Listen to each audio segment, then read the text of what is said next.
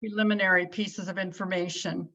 I just want to remind everyone that the Housing Task Force was created by the State League for the purpose of monitoring, informing, and engaging members across the state to promote actions around housing issues that are aligned with the League position on housing.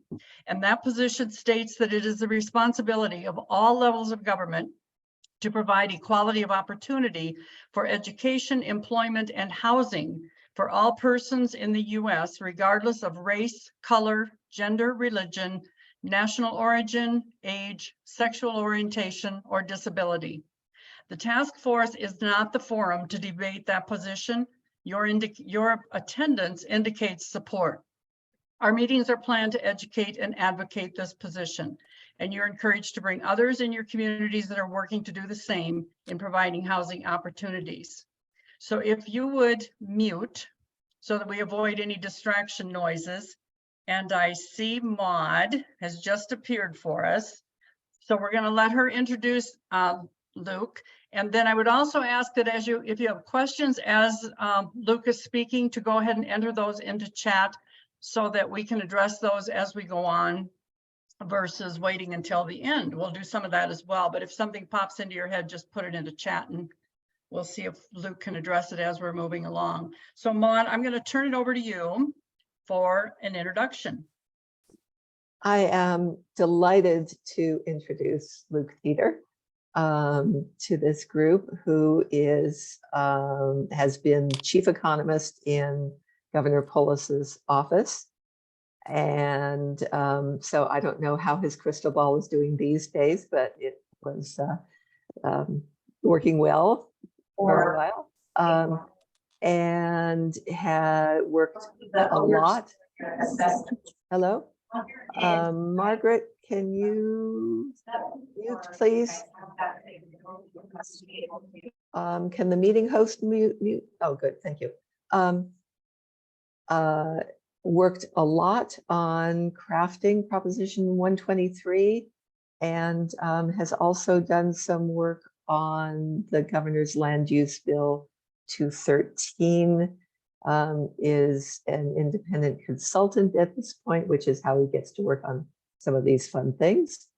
And we're delighted to have him here today to talk about both of those measures. Luke, correct me where I have misrepresented you, please. No, that was a great introduction. No, you're right. There's a lot going on in state housing policy right now, and it's a fun time to be working on that. Gonna try and share my screen here, so give me just a second to click around.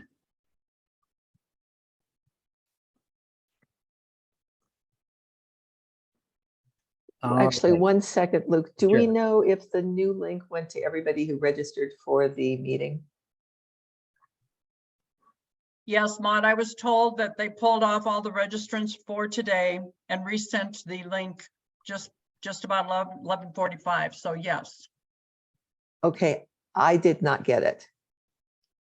Oh, well, okay. Maud, I have an email that went out from Katina. I'm assuming that's. Yeah, I sent two emails out. Oh, okay, great. Thanks, Katina. Okay. Yeah, no, I sent two emails. I sent two to you, Maud, and then I sent to the what Beth instructed me were the ones from today. So, but I don't know if everyone got it, but I did actually, while we were on the meeting, I just repasted the link to the actual meeting itself. It is identical, so I'm not exactly sure why there's an issue, to be quite honest. Okay. Yes.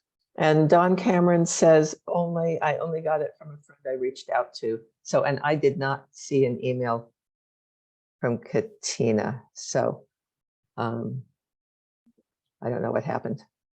I know there's at least one. I'll forward the link to someone else I know is interested in this, but actually two people. So thank you. Yeah. Sorry, Luke. Oh, no worries. Yeah, trying to get everybody in here. It makes sense. So I will assume you can see my screen unless you let me know otherwise. But I just want to quickly go over an update on Prop 123 and where that stands now, coming up on 6 months after passage. And then talk a little bit longer about the state land use bill, but still be keeping it a pretty quick why and what overview of it. And then hopefully we'll have plenty of time for questions there. Also, I would ask that if you do have questions as I'm going along, like please go ahead and ask those. It would be helpful to me if you could just go ahead and unmute and ask them. It's a little bit hard for me to keep track of the chat while sharing the screen and stuff. So that would be helpful for me, or we can just get to them at the end as well.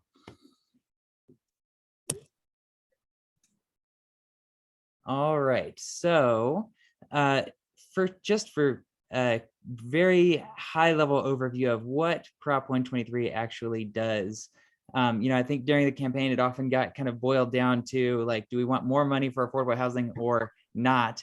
And it's actually a much more intricate and nuanced measure than that. So just from a high level, the measure debruced about $300 million a year of state income tax revenue to go towards the new state affordable housing fund.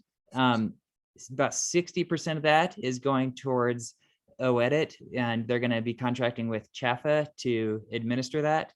And about 40% of it's going to be going towards DOLA through the Division of Housing and the Division of Local Government. So the specific programs that are standing up at CHFA are really focused on financing the production of more affordable housing. It's land banking, grants to local governments, and loans to nonprofits to acquire the land for affordable housing. It's debt, concessionary debt, so like below market interest rates on debt, and equity investments in affordable housing projects is the biggest chunk. You can see that that's about $150 million a year-ish going towards that. And then one really unique part of that funding through CHFA, which isn't directly funded through this, but it's a tenant equity vehicle, which is that residents in the projects that are built using these funds are allowed to share in the equity gains of that project. So like as that project goes up in value, as that building goes up in value, they can build wealth from that. So that's something, this is the first time that we are aware of this happening at the state level. There are a few smaller models being done with nonprofits showing that this has a lot of promise. And so we're really excited to see exactly how this scales up and can really help build wealth for low income renters. On the DOLA side, the programs tend to be more grant oriented, whereas the CHFA funds are more recyclable capital. That's going towards homeownership assistance, both down payment assistance and for construction of for sale affordable projects, and towards homelessness response and prevention, and towards local planning capacity to help accelerate permitting timelines and zoning capacity. Two main things that local governments have to do to be eligible for these funds are they need to streamline their permit reviews. This is not an immediate need, though. This is for the second funding cycle that's going to start in 3 years from now. So there's some time for local governments to figure out exactly how they're going to do that and to apply some of these local planning capacity grants towards figuring that out and accelerating those timelines. For now, as local governments are figuring out how they're going to opt into the measure, the only thing they have to do is commit to increasing their affordable housing stock by 3% each year. So that's essentially a 9% increase over 3 years. And the penalty for not reaching that is basically that you kind of lose access to these funds for that fourth year if you don't meet that over the 3 years. So basically, it's kind of like if you don't meet that, you go back to status quo for 1 year. And then the status of where we're actually at now with implementation. DOLA, OEDIT, and CHFA are all hosting stakeholder meetings on an ongoing basis, trying to work out exactly how they're going to set up these programs. I think we wrote the measure in a way to make it very flexible so that over time it can respond towards changing needs in our affordable housing world. That also means that there is a little bit more development that needs to happen now as CHFA actually figures out, like, all right, what are the criteria by which we score project applications and such. So they are in the process of working on those. I think the most, the part of this that's capturing most of my attention, at least, though, is that these local growth commitments must be made by November 1st for local governments to be eligible for funding in 2024. So that those 3% growth commitments are based on a baseline number of affordable housing units in their community that local governments are responsible for calculating based on either census or HUD data.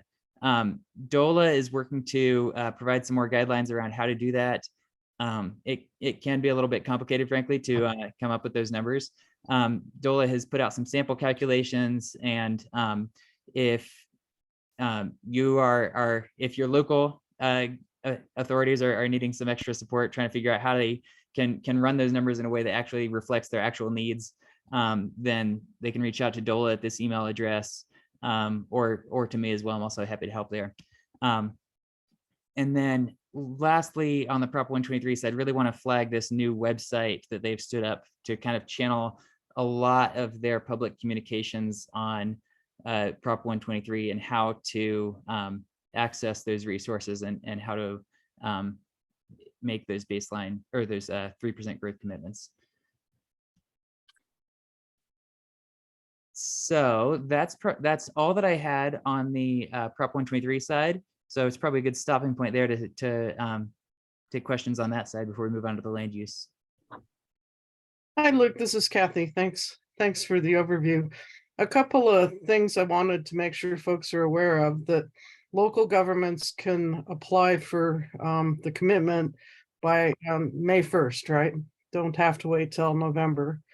And the money will be available starting July 1st-ish. Can you clarify those?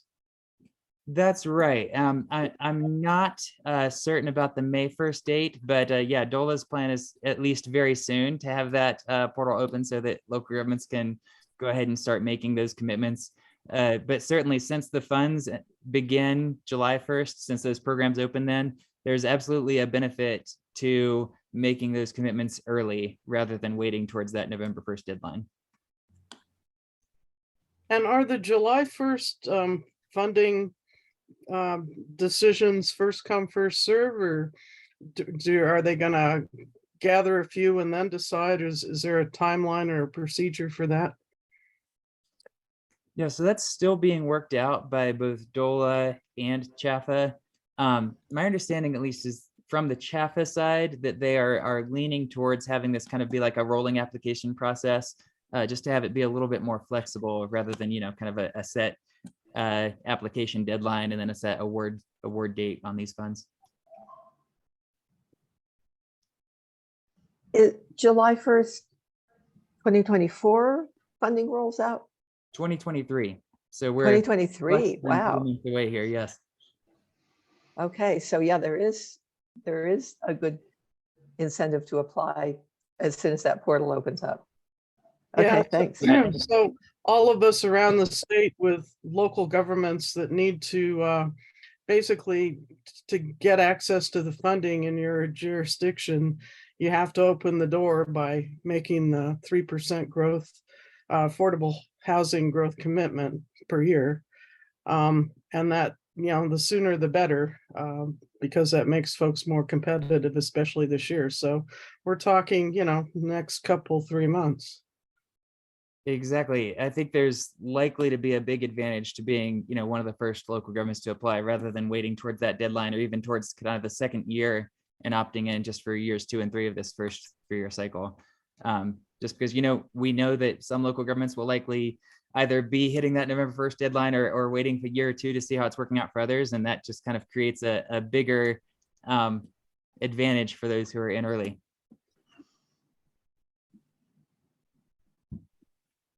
All right, anything else on the Prop 123 side? Just wanted to re-clarify. I think local governments are still not understanding that they don't have to have their expedited procedure for affordable housing, their review until 2017 or 2027, sorry, the cycle that starts that year. So it's not a requirement until 2027, right? That's right. And I agree with you. I don't think that message has gotten out very well yet. I mean, we're still hearing from a lot of local governments that are very concerned about trying to do that quickly right now, which, it's great if they do it quickly, but it's certainly not required right now. There are going to be some trainings, more training set up through DOLA. Also, we're working with some with the Community Investment Alliance to help kind of just provide training and assistance to local governments as they try to opt in and figure out how to best take advantage of these funds and make them really effective in their communities.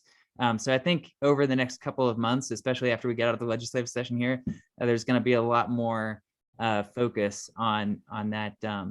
Yeah, just kind of education now that this is passed, how do we use it type of angle.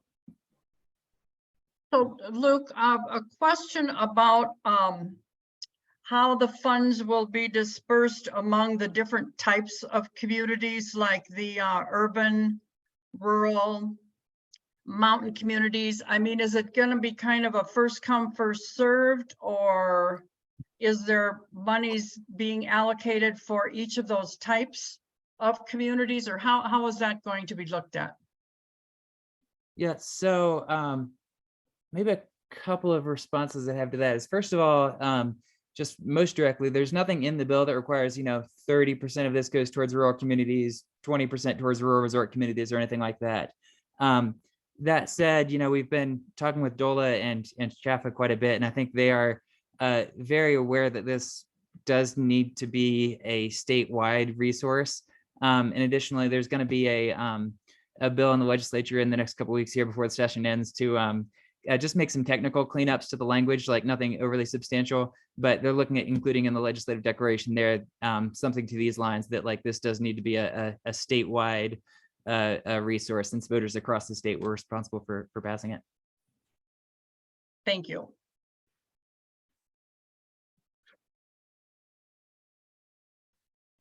Luke, one more comment. This is Don Cameron.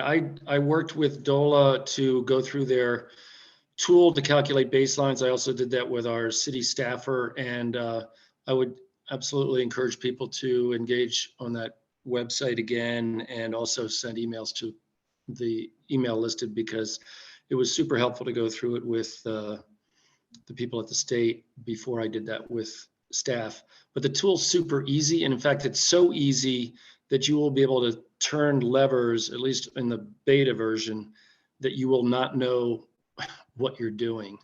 So hopefully when they roll it out, it will be in ways streamlined or better informed. But the tool's easy, but almost too easy. So anyway, that's my comments on the tool. That's helpful. Where did you say you're from, Don? City of Golden, I'm a city councilor. Great. Yep.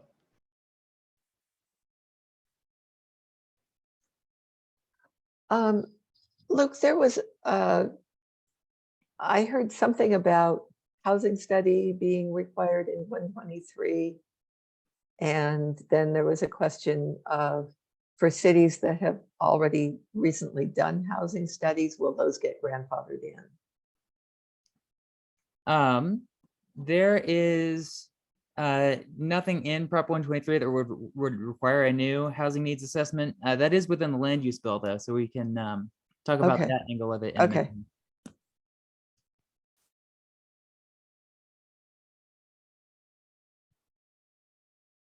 All right. Well, sounds like we might be ready to move on then. So Prop 123 already passed, is getting implemented. Money's going out the door soon. Senate Bill 213 very much in progress and changing quickly. So I'm sure. So I want to kind of frame this mostly around kind of the why and like how land use benefits our housing supply and affordability, and how it helps meet this crisis now.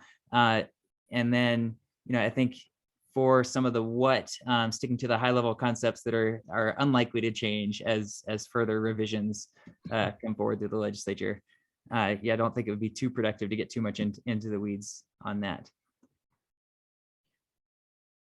So first of all, the big driver of our housing crisis is a shortage of available housing, which you heard me say last year as we were trying to pass Prop 123. It's still absolutely relevant. Estimates of the size of this deficit or the size of that shortage vary, but generally range between about 135,000 to about 200,000. Personally, like I kind of lean towards the higher end of that. I think this estimate from the Common Sense Institute of about 175,000 is probably pretty good. So basically, whichever estimate you're using, we have a very large shortage of housing, which kind of forces us into a bit of a cruel musical chairs type environment where we keep bidding up housing and there is just not enough. We end up with overcrowding, sprawl, and displacement. So just to look at a little bit of the data from how we got here, you can see from this graph the red line of the cumulative housing deficit. And you can see we actually made a fair bit of progress on that in the early 2000s as we were building more than our population growth for a few years. But then with the Great Recession, we really stopped building. You can see from the left side of this, we were averaging just under 30,000 units per year. Part of that was because so much of the industry just got wiped out during the Great Recession. Part of it was just through our zoning regulations, which haven't kept up with our population growth.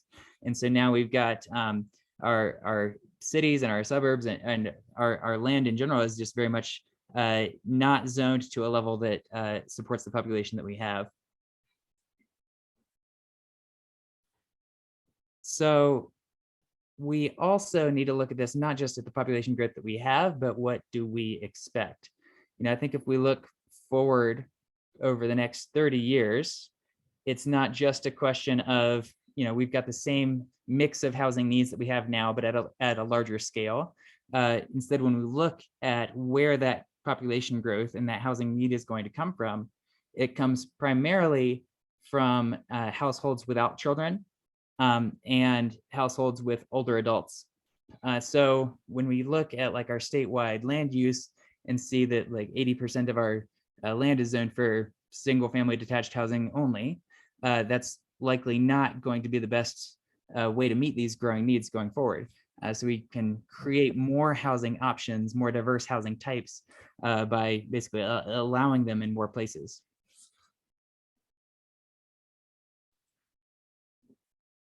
And so I mentioned that really the role of land values and them being driven up by our zoning rules not keeping up with our population growth. This is starting to get a little bit wonky here, but this is absolutely my favorite way of looking at the role of land in this, which is looking at land values versus structure values. When we look at new construction, you'll often find that the land that the new housing is being built on doesn't represent much more than 20, 25, 30% of the total value of the project, which tends to be about a little bit of a golden ratio. Like you don't want to spend too much of your money on land and then put a relatively low value use on that. You just don't get much return on that, as a developer or investor. So when we see over time our statewide property values being driven up by the land component, that's generally an indicator that our zoning isn't keeping up with our needs. So this is looking at data specifically from some analysis that the American Enterprise Institute did, looking at separating out those land values versus structure values for Colorado. And you can really see that a lot of the dramatic growth that we've seen over the last 10 years has come from rising land values. You can see that structure value line has risen slightly, and especially with COVID and as materials cost went up pretty significantly during that time. But ultimately, if you're trying to look at controlling housing costs, you really need to be looking at land values.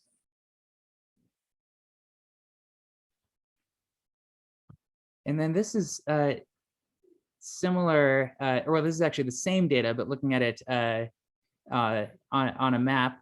And this is looking at land shares by zip code.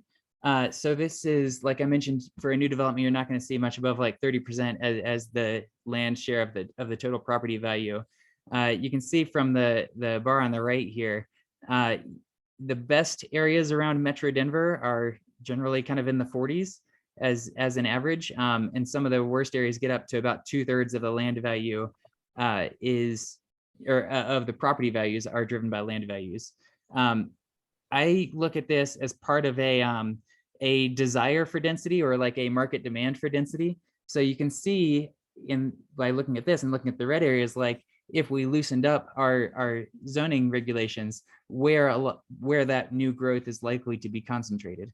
And so, like, as you can expect here, it's largely around central Denver in this example.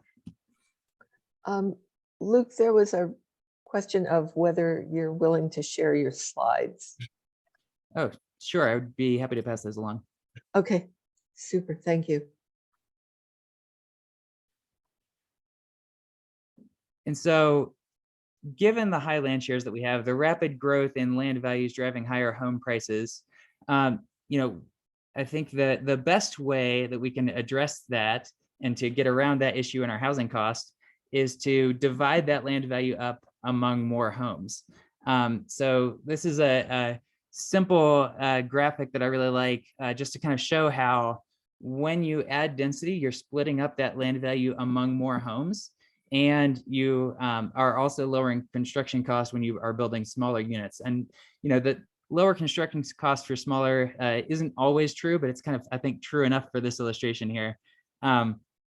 So the stacks of dollars here are looking at like how much this property would cost if you assume an $800,000 property, construction cost of $350 a square foot, and a profit margin of $400,000. Again, you can quibble with these assumptions, but I think the main point here is just to illustrate, like basically something I see in my own community, like in my neighborhood, an empty single family lot can sell for $400,000. If you're not making well into the six figures, even if you are, you could buy that land and just put a tent or a shack on it and still not be able to actually afford to live there. If you want to actually have a home on there, it's just that much more on top of that value. So when we're requiring, large lots and single units on those lots, we're basically kind of mandating unaffordability in a lot of ways. So we need to have places at least where we can divide that up and allow more modest forms of housing that use less land each. So that's a lot of the why, with probably more of a focus on land values than you'll hear from others. But I want to get into a little bit on SB 213 and what exactly it does. So the first thing is requires housing needs assessments, state, regional, and local. This is to help us figure out exactly where we are with our shortage and with our crisis. Because so much of this, as we work on things like Prop 123, or basically any other housing policy that we've tried to pass recently, the question is like, how do we know this is going where it's needed? How do we know this is actually helping solve the problem? Local governments are often making planning decisions without these housing needs assessments, or especially even looking at the future growth that they should be expecting. So this is a way of getting that analysis that we need to actually be making informed decisions on our housing strategies and our land use strategies. The second part of this is that once we have those housing needs assessments, which will be redone every 5 years, then cities will have to produce a housing needs plan or housing plans that basically show how they're going to close that gap. In the amendments that are likely to come tomorrow, there's a menu of affordability strategies, and local governments will have to implement a few of those as well to help ensure affordability as part of this. So it's really trying to integrate these housing needs assessments that show like, hey, you have a shortage of 300 units at 80% of area median income, or 50 units at 200% area median income and things like that, and help them work together with your both your land use strategies and your affordability strategies. And then last, cities will have to be submitting housing data to the state. And so, you know, as a housing economist, I'm excited to see over the next few years exactly how that data comes in and see what we find out about, like things like permitting timelines and things like that. In addition to the housing needs assessments and plans, the bill also allows accessory dwelling units and middle housing in areas that are right now limited to single unit detached housing. So accessory dwelling units, I'm sure many of you are familiar with, but this is looking at things like you know, having a unit over the garage in the backyard, or basically a separate dwelling unit within the home. These will be allowed by right, which can really make it a lot easier to finance and develop. And, you know, one of the things that I like about this, about ADUs as a policy, is that this is also a way for homeowners to generate more income off of the land that they already own. So it can help people, you know, to remain in place even as their, you know, for example, like their property taxes are going up along with their land values. For middle housing, that means duplexes, triplexes, and quadplexes. So basically, if there's a lot where you can build a single family home, you can now build, or you would be able to build a duplex there as well. There are some limitations on this. Like, I think generally what we've learned from other states that have tried this is that this has a fairly modest effect unless you are also kind of broadening the other building code and land use regulations that apply. Things like floor area ratios, like FAR there you see down on the left, can limit the usefulness of this change. But I view this as really a long-term kind of pressure relief valve, where it's not going to create enough additional demand for these kinds of units that, you know, people are knocking down single family homes and redeveloping them as duplexes or quadplexes. But I think over the long term, as homes get kind of reach the end of their useful life and get remodeled or redeveloped, I think we're going to see a lot more conversions to these more modest and attainable housing types that do add to the supply. So I really view that as a long-term strategy. One thing to flag for this and for the next couple of components as well is that there's really two options here. So there's a state model code, which has been drawing a lot of attention because it basically says, you know, this is the policy, this is how you do it. There's also a flexible option, which allows local governments to have a little bit more, it sets minimum standards for local governments to meet as long as and maintain that control over their own code without having to go towards the state model code. And I'll talk about that a little bit more here with transit-oriented development on what that means. So housing needs assessments, ADUs and middle housing, also looking at more transit-oriented development and development in key corridors. So we know that you know, our land use is one of the major drivers of emissions. As we sprawl out, people have to drive further. One of the best things we can do for our climate and emissions is to allow people to live closer to where they work, and to allow more people to live near transit, especially. So that's what this is focused on. You can see on the left here some of the density requirements for this. For example, up at the top, 40 units per acre average density within half-mile radius of fixed rail. I wouldn't get too hung up on those. I expect those are likely to change a couple more times before this bill is done. But just looking at the concept, this is about allowing more dense and more dense housing to be built near rail, bus rapid transit, and high frequency bus lines. To talk a little bit more about the piece that I briefly mentioned on the previous page, there is a state model code here, which is saying, like, you know, you draw a radius of a half mile around your rail station, and it goes to 40 units an acre, and there's a density bonus in there, so that if you're building a certain percentage of affordable units, you can even build more. But within the minimum minimum standards, there is more flexibility for local governments to decide exactly what this looks like. You're not just drawing a circle and saying you can go up to 40 units an acre everywhere within this circle. So this is an illustration just to show a little bit of what that flexibility means. So this is looking at kind of the blue square in the middle, looking at a transit station and looking at how local governments might prioritize this density, because that language that this is an average density per acre really applies to this entire half-mile radius. So local governments would have the opportunity then to say, well, we want to really concentrate that allowable density right on top of the rail station, and then have a kind of a declining intensity of land use there, or declining density as it moves into more single-family neighborhoods in the neighborhood. And so this is looking a little bit at how local governments could basically just concentrate that and maintain the current zoning codes even within that half-mile radius. And then want to hit on quickly a couple of other things that are in the bill and that aren't in the bill that have been talked about a lot. It sets limits on square footage requirements. So you can't explicitly block smaller houses. Removes occupancy limits based on family status, which, you know, oftentimes when housing becomes more expensive, people accommodate that in their own budgets and lifestyles by living with more people.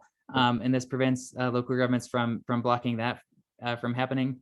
There are promotions for manufactured and modular housing, and a few other things, but I want to move on to what it does not. There's been a lot of talk around how this can prevent local governments from applying their own affordability requirements or inclusionary zoning. You know, that's not in the measure. It says that these inclusionary zoning standards still apply. It says that local governments can still regulate short-term rentals or limit them. Historic districts and conservation easements are not, you know, automatically upzoned here. Those are still maintained. And then I think maybe the one I want to emphasize the most is that there's been a lot of concern about water use. I think two general thoughts on that are, first of all, that these more dense housing types generally use much less water than single family housing units, both for, you know, watering the lawn, but also just even within the household uses as well. So that is a way where if we're going to be looking at the growth we're expecting over the next 30 years, we can save more water by using these denser housing types and allowing these denser housing types versus maintaining our current growth patterns. The other thing is the bill does allow an opt-out, or not an opt-out, but an exemption or an extension for if there are water supply issues. And, you know, that's something where I think the first version of the bill had some pretty strict requirements about how those could be applied for, or what standards you had to meet in order to be eligible for those exemptions or extensions. But I think in the amendments we see tomorrow, we're likely to see more, well, a lot more flexibility there. And then, you know, making the connection back towards Prop 123, you know, I've heard a lot of questions. I mean, even just people asking me about how does this actually promote affordable housing? I think the biggest way is that this opens up more land for affordable housing development and more sites. You know, when we talk to affordable housing developers, that's often one of the biggest challenges they face, is actually finding good sites and good land, because, you know, for affordable housing, you basically have to be a multifamily project. That's the most efficient way to be building if you're trying to subsidize the rent. But if you're looking only within areas that are already zoned for multifamily, so that you can avoid kind of a contentious political process around a rezoning or anything like that, then you're often competing against market rate developers who can offer a much higher price there. So it's really a challenge to find land for affordable housing right now. And by opening up that bottleneck a little bit, that's the part here that I'm most excited about for what this can do to support Prop 123 and affordable housing in general. A couple other things just to touch on quickly. It can also, by expanding the pipeline of housing development more generally, we can avoid some of these zero-sum cases where, you know, new people moving into a community means that other people are being forced out of the community or priced out of the community. So it can slow that loss of naturally occurring affordable housing that gets bid up and redeveloped into something more expensive. I mentioned there are affordability strategies that are going to be included in the bill as of tomorrow that will also be used to kind of help ensure that local governments are promoting, you know, not just market rate housing, but affordable housing. And then lastly, you know, for local governments that have inclusionary zoning ordinances that, you know, allowing more market rate development there can also promote that the development of the income restricted units that are required to go along with that. And that's all that I had. So happy to answer questions about that part. Luke, we have a question in the chat from Deb, and she's wondering if there's a chance that cities just did housing needs assessments designed and implemented by Root and Clarion would be grandfathered from doing another assessment. Now, that's a good question. I don't know. You know, the bill sets up a process for DOLA to create standards for these housing needs assessments. I think that the intent is for this to kind of be a cohesive whole, like starting as a statewide housing needs assessment, and then basically like kind of allocating that need across or looking more specifically at local jurisdictions to see where that need is actually arising from. And so my expectation would be that might be inconsistent with that goal, but I don't think there's anything in the bill currently that addresses that. Luke, I got a question about the historic designation. I got the impression that that was part of the bill, that if you, like for in Golden, as an example, we have R2 and R3 areas, which are higher density, but they're also historic neighborhoods. Would we be required to have multifamily, or could we opt them out, even though they're not built to higher density? Because they're historic, could we opt them out anyway? Yeah, and I'd be happy to follow up with you afterwards and send you the language. But yeah, historic properties and historic districts can be exempted from this. Oh, and I think that maybe the other side of that as well is that I mean, just to clarify, because yeah, I've gotten a lot of questions about this before, is that this is not requiring higher density building. It's kind of requiring a higher density allowance. So, you know, it's not it's not kind of saying like you're not done until you're at 40 units an acre or anything like that. It's just saying that we need to be allowing people who want to buy that property and build to 40 units an acre, if that's what applies there, to do so. So there Believe me, the difference is lost on a NIMBY and Golden. Yes, I get what you're saying, but the difference is lost on many. yes, certainly. And you know, I think that one thing that we can expect there is that there will be many places where the zoning allowance goes up, but nothing, you know, the actual density on the ground doesn't actually change significantly, if at all. Like, you know, I think one of the things that when this came up in committee a week or two ago, one of the big concerns that we heard was from a lot of local governments saying, like, you know, if we actually grow our housing supply by, you know, 5% or whatever in the next couple of years, like, we can't cope with all that growth. And I think that really highlights the need for a statewide bill like this, because, you know, of course, if we're concentrating like all of this growth in the few communities that try to upzone to accommodate it, that leads to some very big impacts on those communities. But when we're kind of spreading out the allowances a little bit more equally, it can help prevent some of those like really concentrated areas of radical change. Luke, can I follow up on that? This is Kathy Smith. I think the fear in places like Golden with this is that there will be, you know, corporate buyers that buy up properties and build, higher density on the same lots. And, smaller lot sizes don't necessarily mean smaller prices. Places like Golden, we have townhomes that are $1 million townhomes. So the fear is that there's going to be just a big market created for corporate buy-offs that create density, and it's not going to help affordability. Can you address that? Yeah, so I think no, that's a good question. I think a couple of things that I would say to that are first of all, to the question of like, just making smaller homes or smaller lot sizes does not make them affordable. I think that's exactly right, and I think that's especially right in the context of when we look at this 175,000 unit shortage that we're in. We've got a situation where the price is set by the supply and demand. Like it's not necessarily related to the cost of building a new unit. So I think that as we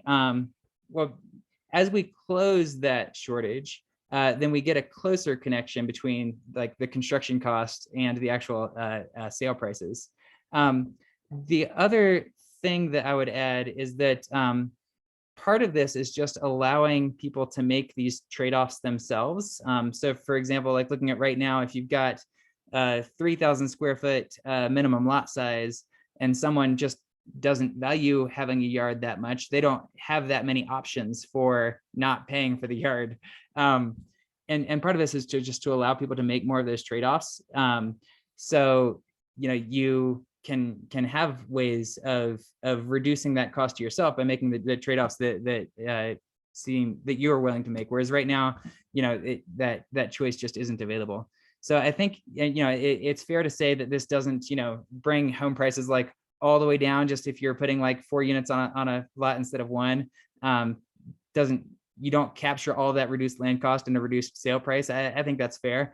But I think that as we move that direction, we get closer alignment between these construction costs and sale costs. Yes, but Luke, this is Mindy Moore. I live in Arvada, and my question is still, as a follow-up to that, are there no requirements that the increased density allowances for new zoning for building ADUs on single-family home properties, et cetera, that there are no affordability requirements tied to that? So I think, so I would say it depends. And in general, if you're looking at saying like for, the statewide like ADU policy, like are they required to be, income restricted affordable housing? The answer is no. But that said, local governments are allowed to still regulate these as they see fit to ensure they're not just being used as like short-term rentals or vacation homes or anything like that. And local inclusionary zoning ordinances still apply. So there's still ways of ensuring affordability. I think the other that was a big concern that came up in the first committee hearing, and I think the amendments that come up tomorrow are largely intended to respond to that by including this menu of affordability strategies in the bill to kind of more clearly specify like these are the things that local governments have to do to be addressing affordability. So things like passing an inclusionary zoning ordinance, or even like opting into Prop 123 or things like regulating short-term rentals as well are all on that menu. So it's ultimately I think the practical way of looking at that is kind of an argument of saying like it's being punted a little bit towards local governments to decide exactly how they respond to that. But I think you're right to say kind of from a statewide level, there's no requirement saying like these new units near transit are required to rent at a certain level. Thank you.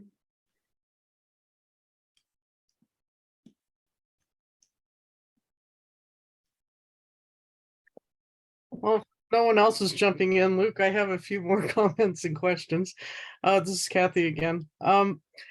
One of the things that I wish was more in this is preservation.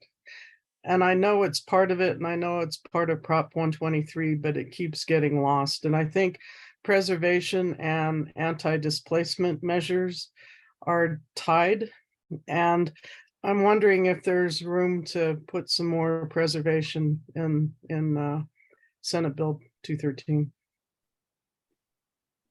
Yeah, I think there is. I mean, to an extent. I mean, obviously, this is all in the political circus right now.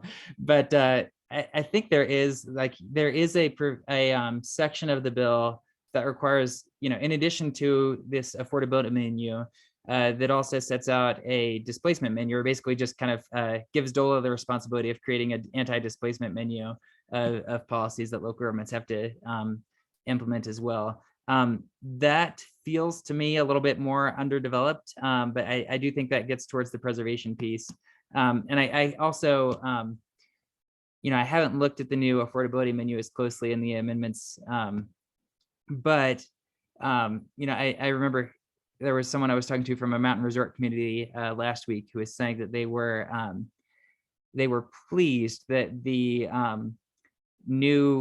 affordability menu wasn't exclusively focused on kind of new construction, but was also focused on that preservation and making sure that the housing stock that you have is affordable. So I can't speak to that specifically right now, but I've heard at least that it's moving that direction. So Luke, there's a question in chat here.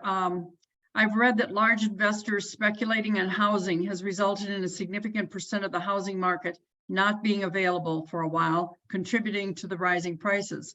Further, I've read that short-term rentals, where they aren't limited, contribute to rising prices. Has there been any discussion on market practices like these contributing to serious increases in the housing costs? Yeah, so that is an exciting question, because I think the investor and speculation piece, like I think there's a lot to respond to there, where first of all, I think that just for general context, I think that we need to look at this shortage that we have overall, because to some degree, whether something is owned by someone as an investor or not, is a little bit secondary to the fact that we just don't have enough to go around. That said, there certainly is a lot of elevated investment activity going on. And what's really interesting is we look at the reports from these investors like BlackRock that they're putting out, and they're basically saying, we think that this is a good investment because land use rules are so restrictive that rents will keep going up. And so I think a core way to respond to that pressure is to kind of allow more building, make that a less valuable asset for people for institutional investors to be trying to invest in. So, and then, yeah, well, actually, I think I'll stop there. But I think it's been really interesting just to look at places like BlackRock explicitly putting out these notes saying that kind of the threat to our business model is if building regulations and land use regulations get loosened up a little bit. And as a follow-up, Luke, to that question, we have another message here. Someone wondering about requiring owner occupancy for the ADU piece. This would also limit people increasing their rentals, but not doing much for affordability, or worse, ignoring the impact to the community. Is anyone pushing for owner occupancy of the ADUs or the associated primary dwelling? Yeah, this is the rule in, I'm sorry, there's one more part here. This is the rule in Golden, but we have had a lot of ADUs built with little impact to character. Yeah, and no, that's another just fascinating topic to dig into a little bit. So there certainly are people trying to push for owner occupancy requirements on the ADUs under this measure.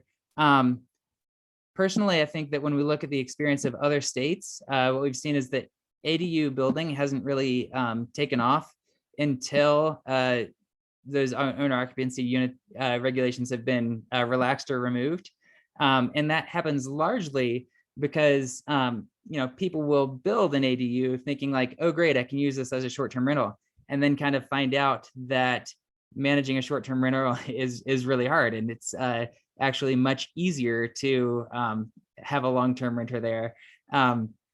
Or alternatively, like it gets built to be a short-term rental or something, and then a family member ends up living in there instead.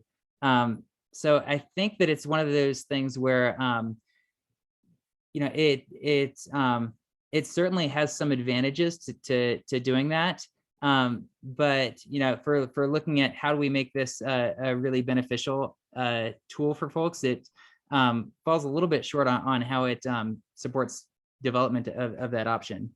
The other thing I'd say is that there have been some studies looking at the actual rents of ADUs, and it generally finds that even without any regulations or restrictions or anything in place, ADUs tend to rent at rates that are affordable at around 80% AMI, I want to say is what the study found. And that's, again, largely getting to this issue of these are smaller units, less amenities. And so kind of it's getting towards that trade-off a little bit of like you're trading off a lot of the amenities for a cheaper rate. So they can be more affordable. Again, like that's not helpful to folks at 30% of AMI. But that is still, I think, an option that we should want in our housing market.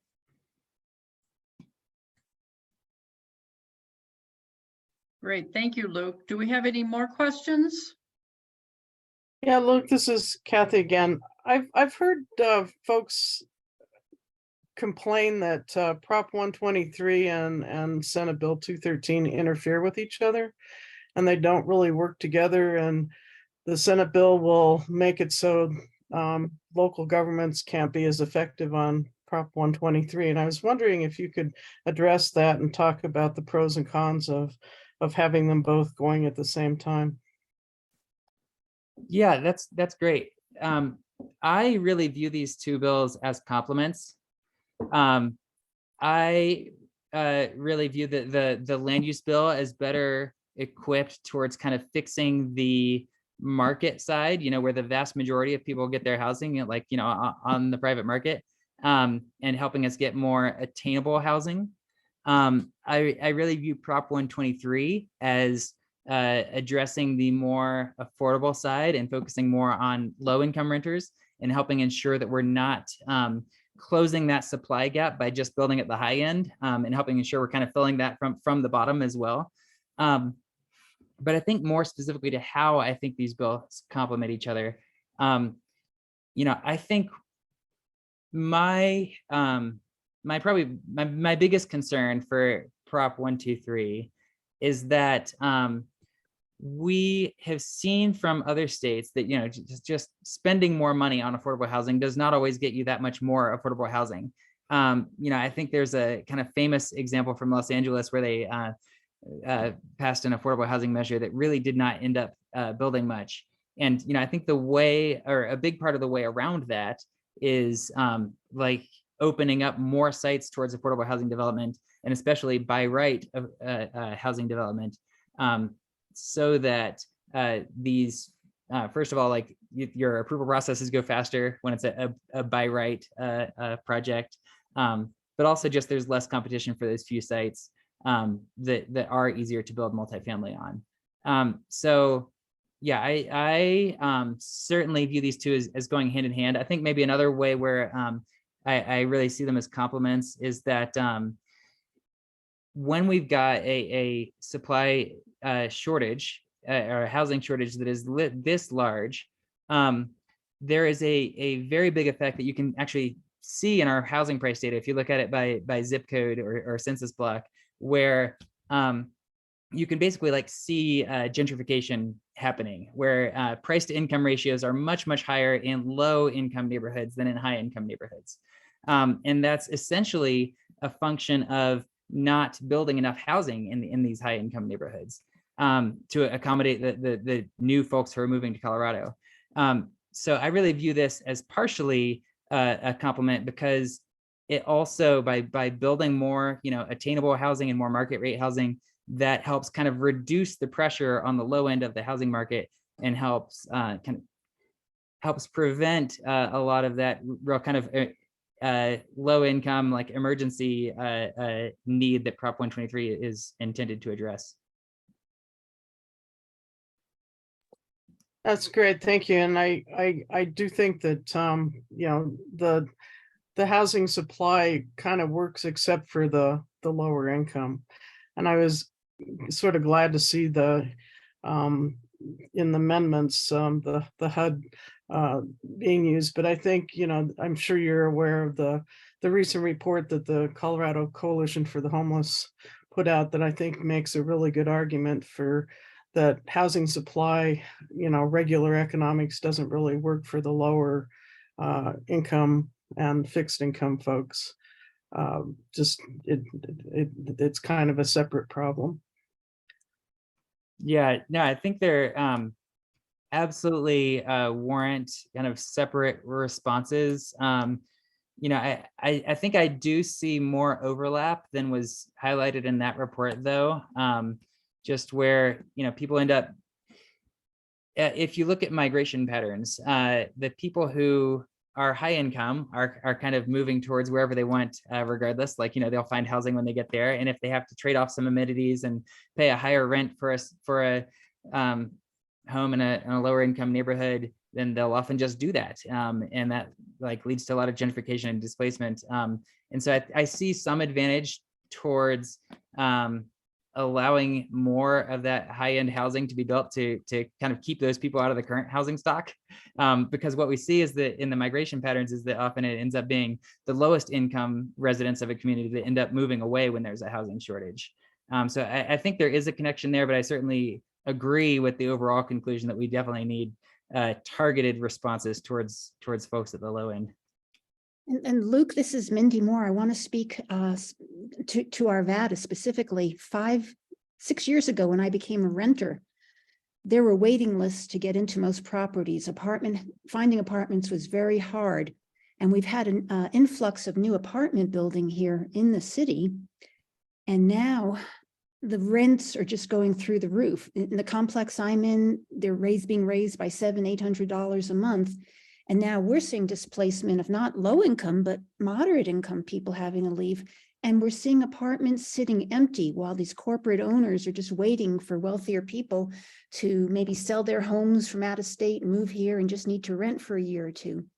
So I have a real issue with the whole supply and demand perspective when it comes to a lot of these types of situations, that even though there is now a large supply and apartments sitting empty, prices are not coming down and people are being displaced. Yeah, no, I appreciate that. I'd be interested to learn more about where there are apartments sitting empty. You know, I think generally if we look at the data, like our vacancy rates are at historic lows. So yeah, I'd be interested in hearing more about that, because that's generally something where we've seen in the research is there's a very strong connection between rental price growth, displacement, even like property tax growth and stuff like that, with the vacancy rate. And so I'd be interested in learning more about that. I check apartments.com daily because I'm looking where else I can move. And there are a lot of vacancies here in Arvada, but they're all extremely expensive. And then they're just not lowering the prices. So you see supply and demand, at least in this one community, in this one city, is not working. Okay, yeah. Yeah, that's very interesting. Yeah, so I think for this bill, that probably points more towards the displacement prevention menu that it requires DOLA to create, and then for local governments to act on. But like I said earlier, like we don't have a lot of detail right now on exactly what policies will be included in that.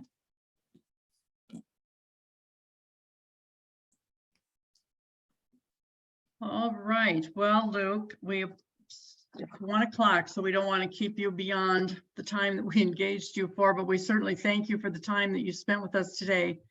Your information will definitely lead to a better understanding of the critical housing issues, the funding possibilities, and many things related to housing. So we really appreciate all the information you shared today, and we'll look forward to, if you could send the slides to maybe Maud And then she can forward them out to all those in attendance today, because there was a lot of good information that sometimes you have to read through 2 or 3 times before you gain the good understanding. So again, we appreciate your time spent with us, Luke. Thank you so much. And for the other members, our next meeting is scheduled for Monday, May 15th, and we'll keep you posted on the speaker coming in early May. So thanks to everyone for coming today. Thank you so much. A lot Luke. of fun. Thank you, Luke. Thank you, Trish. Yes, Thank you. Thank you. Very helpful. thank you.